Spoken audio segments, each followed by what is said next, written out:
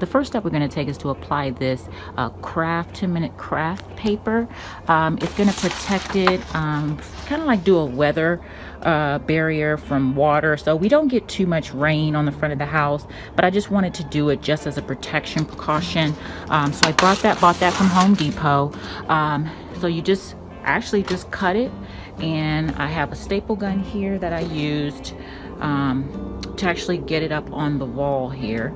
I'm just going to go all the way across to the entrance of the house. As you can see, the sun really attacks the front of the house right here. So I just wanted to add some faux stone. I think that would be a great benefit to protect the bottom half of the house from the sun.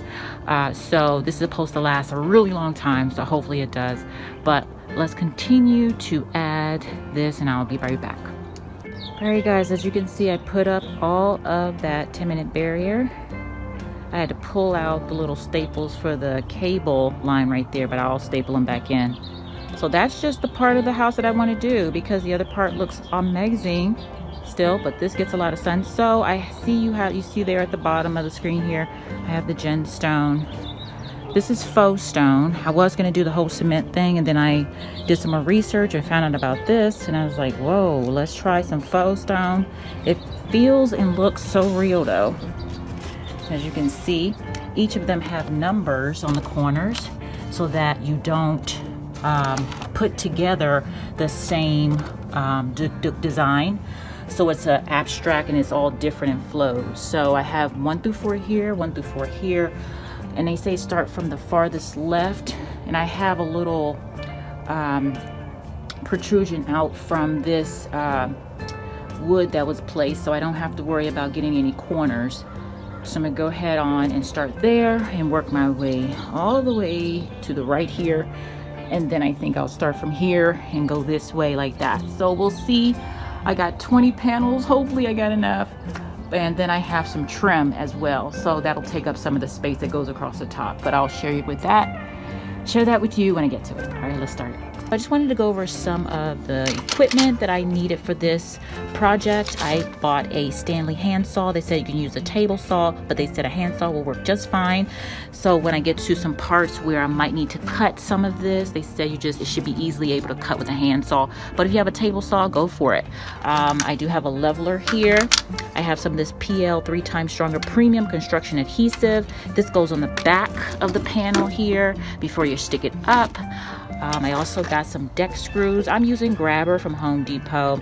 These are supposed to be non-corrosive, so hopefully that's the case. I just went ahead and got the brown ones, the gray ones. They do have brown, but I thought gray would probably work best with this color. And then I have my drill, and I have some caulking, because they said put the caulking in the crease here before you connect the next panel.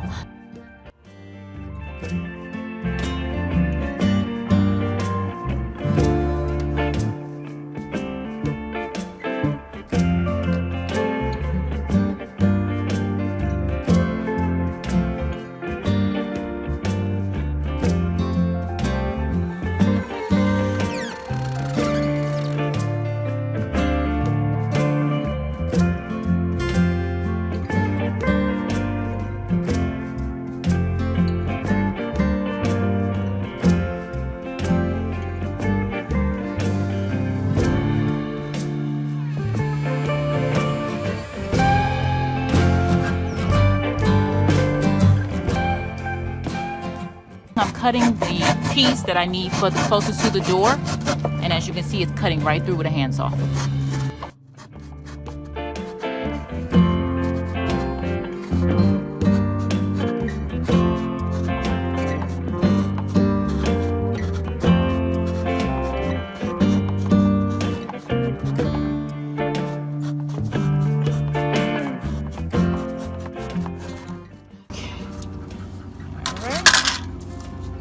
This is the piece for the front door closest to the door, and then this piece will be used to go across the middle of the front yard. Well, I've got up to the top here and I've added the trim. As you can see, I do have one more piece to add here, and that just fits right in there. But what I wanted to show you guys is this is the top of one of the panels, and I had to cut it to size to fit in this space, but also I had to cut the tab off as well so that this panel could just fit right in here, you see, and then I'll just nail it in there. But you may have to cut off the top of the panel if you're using trim, because other than that, you would have a big gap in the back here, and you don't want that. So I had to do that to do some customization. But so far so good, guys. The side is complete.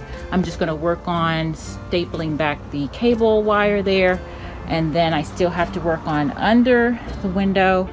And like I said, I made a boo-boo and put this up without realizing that the panel would have that gap back there.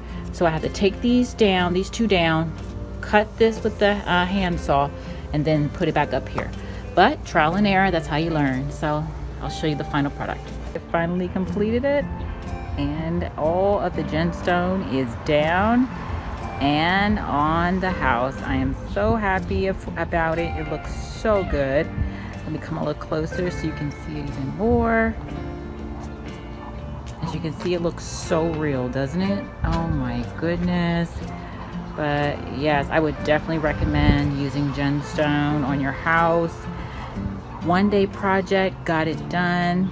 Even was able to kind of clamp down the cable line on the outskirts of the wall, which is great. So I didn't bother with the Genstone at all.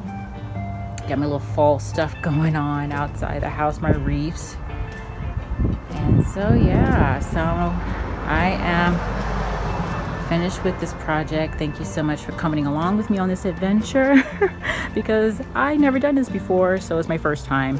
And I hope you get out and try using this product yourself, or doing some home improvements projects yourself as well.